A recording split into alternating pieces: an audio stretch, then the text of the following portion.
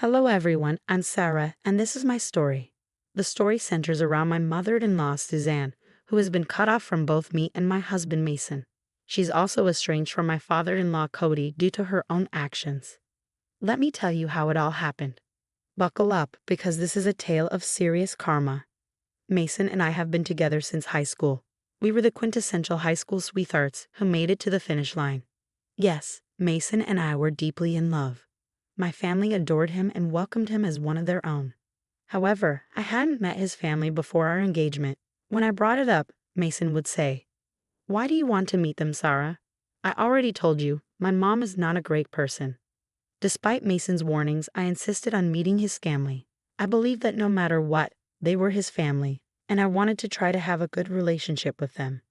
Cody and I met accidentally at an event, and he was charming and friendly, so I couldn't imagine Suzanne being that bad. How wrong I was. I finally met Suzanne after Mason proposed. Naturally, I said yes because he is the love of my life. At that time, he had a well-paying job, and I was running a successful knitwear business. Everyone said I was talented, and Mason was very supportive. With everything going well, we decided to get engaged and settle down. When I knew I would finally meet his family, Mason was anxious, and I soon understood why. Cody and Susan invited me to dinner at their house. The perfect opportunity to meet them in person. From the moment I arrived, Suzanne's judgmental gaze made me uneasy. The real tension began when we started discussing careers. I mentioned, "I'm running a knitwear business. I learned the craft from my grandmother, and here's some of my work." Cody praised my work, saying, "That's some great work, Sarah. I had no idea you were so talented." Mason added, "She's good at this, isn't she? I keep encouraging her to expand her business."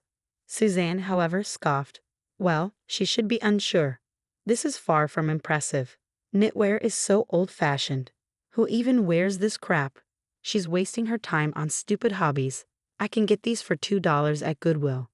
You don't have to brag about her." Cody intervened. "Suzanne, stop being childish. It's embarrassing.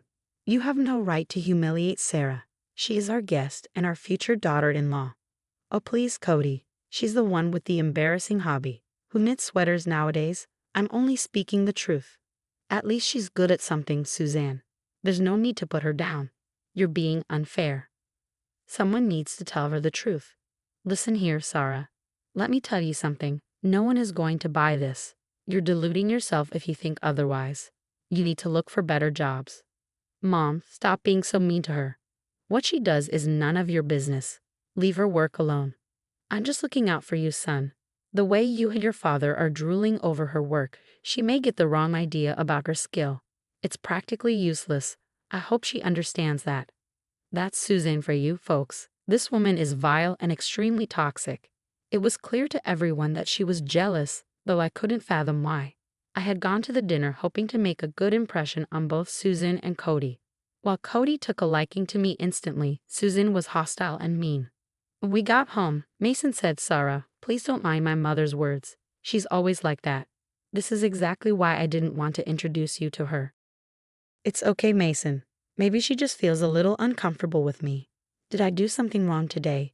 She seems to dislike me a lot." "Babe, she's like that. She didn't like how Dad and I gushed over your business. She hates when someone compliments others.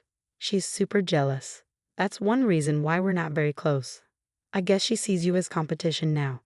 But she doesn't have to worry about me. I hope she will understand eventually. I'll try my best to show her that I'm not competition." Well, that was super naive of me. Susan never changed. Despite my best efforts to reassure her, it only seemed to infuriate her more. She absolutely hated me and didn't want to be around me at all. However, since Cody liked me and I was Mason's fiancé, she had to tolerate me. Things never got better, even after Mason and I got married. In fact, she often went out of her way to insult me. Thankfully, Mason and Cody shut her down pretty quickly. By then, I was done being nice to her. I pretty much ignored her until one day, when I got a call while working on a commission at home. When I checked the number, I saw it was Susan. I was actually pretty surprised. Given the bad blood between us, I never thought she would want to talk to me. I picked up the phone and she said, "Hello, Sarah. I hope I'm not disturbing you. Actually, I have an order for you. You know my birthday is coming up." "Yes, I know, Suzanne. Cody called to invite Mason and me to the party. What do you need help with? Well, I was thinking if you could make me a nice sweater. It's getting cold outside, and a light sweater would be a nice addition to my wardrobe. Sure, Suzanne. I would love to make you a sweater. You know what? It can be your birthday present. Do you have a specific design in mind? Yes, actually, I do. I'll send you a picture. It's a bit complicated, though, and I was thinking about the color lavender. I've been wanting a lavender sweater for a while. I love that color. Are you sure you can put in the effort? Don't worry, Suzanne. It won't be a problem. Besides, we have plenty of time. I'll be happy to do it for my family. Great then, I'll send you the picture. Make sure it's ready for my birthday. I want to show it off to everyone. After hanging up, Susan sent me the picture. I was excited to start the work, even though I knew it was a difficult pattern. I wanted to please her and repair our bond, so I agreed to do it.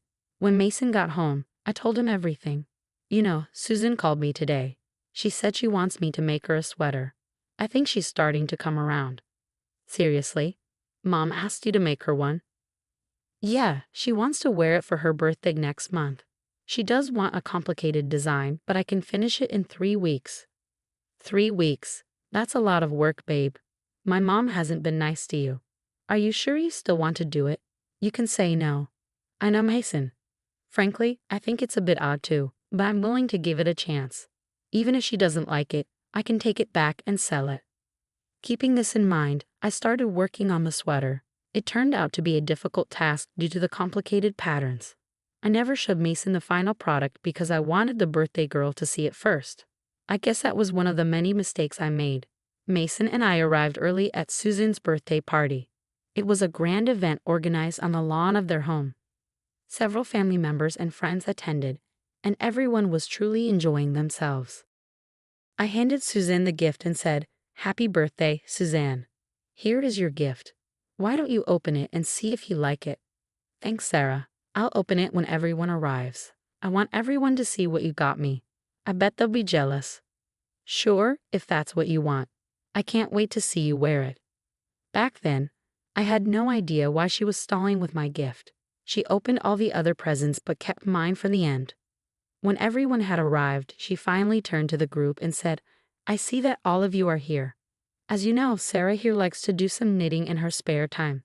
I don't know if she's good at it, but we will see in a while. Let me just open her gift and find out." "Show us what you got. I'm sure it will be beautiful," someone chimed in. Susan opened the gift and saw the sweater.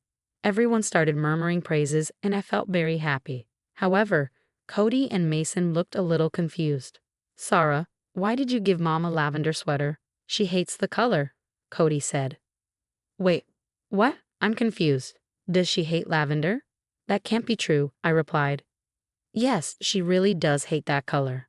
Don't worry, it was an oversight. The sweater is super pretty though. I see you put in a lot of work," Cody reassured. "Yeah, she actually spent 3 weeks making it. I saw her struggle a lot but wanted to make it perfect," Mason added. "Well, this piece is trash. First of all, everyone knows I hate the color. She shouldn't have used it. Besides, I don't even like knitted wear." "Don't worry, I know exactly what I need to do with it," Susan said. Suddenly, Susan took the sweater and tore it apart. I was in shock, and so was the whole table. Honestly, it felt like someone had stabbed me in the chest. 3 weeks of hard work just went down the drain. My work was ruined, and my heart broke. I could feel tears in my eyes. Susan looked satisfied with her work and smirked at me, saying, My, will you look at that?" I thought the color was horrible. Turns out the quality is equally bad. Good thing I tore it before someone saw me with this ugly sweater. Now I don't have to wear this hideous lavender thing. Why the hell would you do that? How can you be so heartless? I spent 3 weeks perfecting the design. Do you know how complicated this design was? How could you just tear it apart? I cried out. Like I said, I didn't like the color. It looks disgusting. I'm not an old lady who wears lavender. You should have thought about that before giving me that monstrous thing, Suzanne replied. Mom, you could have just returned the sweater. Why did you have to destroy it? That was horrible, Mason said, visibly upset. That would be dramatic, son. The sweater was clearly of cheap quality since it tore easily. I did myself a favor by getting rid of it. Your wife should have known better than to give me this atrocity. Suzanne retorted. I know the color is not your favorite, but you could have told her that, Suzanne. There was no reason for you to destroy the sweater, Cody added. I don't care if she didn't know I hated the color. She deserves this, period, Susan said coldly. Hearing those words made me absolutely furious. I couldn't believe the audacity of Susan. I understood that she planned to humiliate me all along. She made me work on the sweater so she could embarrass and laugh at me, but no one else was amused. Everyone looked horrified. Even Cody stared at the destroyed sweater in disbelief. That's when I knew it was time for revenge. I wiped my tears and took out my phone.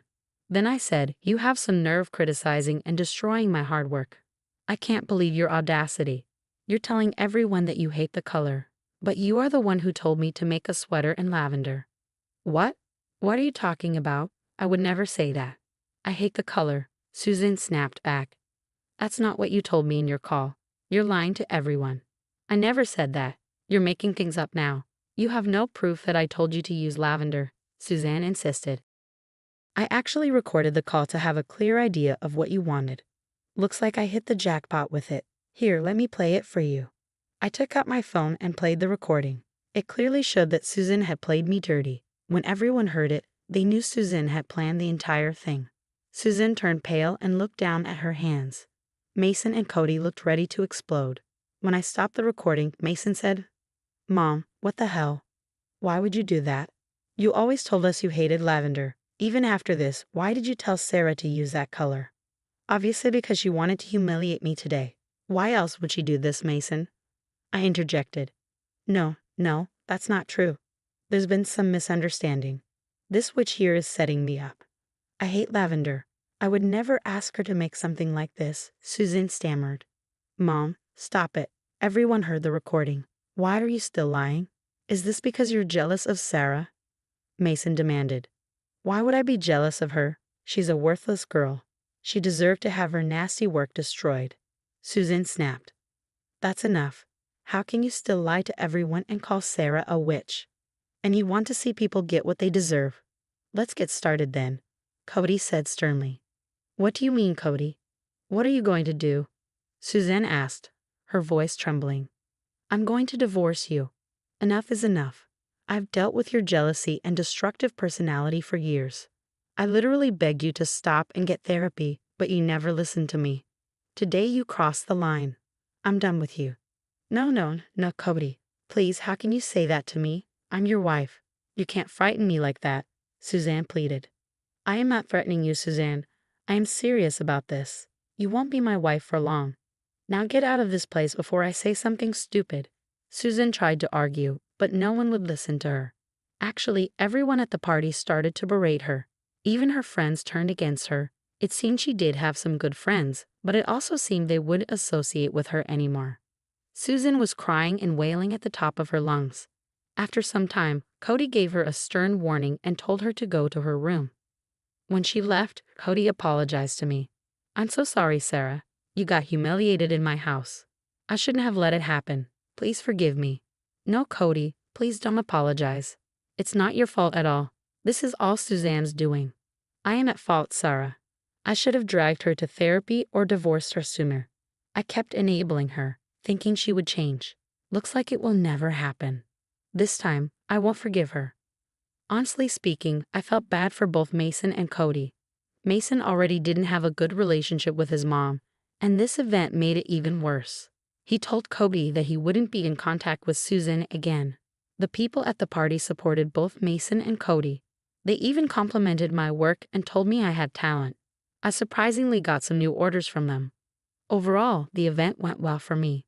When we returned home, Mason reiterated that he would never let Susan come near us again. He also apologized to me because his mother had messed up big time.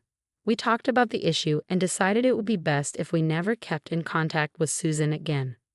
Cody followed through on his promise of divorce. Within a week, he had the papers ready. Because of a pre-existing prenup, Susan was going to get nothing from Cody. She threw a fit and even called Mason for help. She got so unhinged that Cody came to stay with us. Later, Susan actually showed up at our house and demanded to be let in. When we refused, she kept shouting at all three of us. How dare you choose Sarah over me? I'm your family and you easily picked an outsider. I'm your wife, Cody. You can't do this to me. Mom, you need to leave. We don't want you on our property. Dad doesn't want to speak to you, Mason said. He has to speak to me, and so will you. I will never let you two walk away from me. Your witch wife won't take you away from me. I will make sure she disappears forever. I won't let her steal my family. Susan, you need to leave our property now. We don't feel safe around you, especially now that you're threatening me, I said firmly. Susan absolutely lost it and started kicking our door. She even managed to break a window with a pot from our garden. Things got so bad that we called the police. Immediately, she was arrested and taken to the station. All three of us then filed for trespassing and harassment. We even got restraining orders against her. It has been almost a year since the incident happened. Let me just tell you, she is not my mother-in-law anymore. We were able to get emergency restraining orders against her. The neighbors saw everything, and our security cameras recorded the whole event. She was charged with trespassing and had to pay us for the destruction of property. Cody was also able to get divorced from her fairly recently. She has not contacted us due to the restraining order. Cody is still living with us, and we don't mind it at all. All of us needed to heal, and staying together helped a lot. Currently, Mason and I are expecting a child. We're happy, and so is Cody. He does have his bad days, but the excitement of having a grandchild is making him better. My business took off even more after I got numerous orders from the party. The recommendations brought in more orders. I have to say, Susan did me a favor. She removed herself from my life and boosted my business at the same time.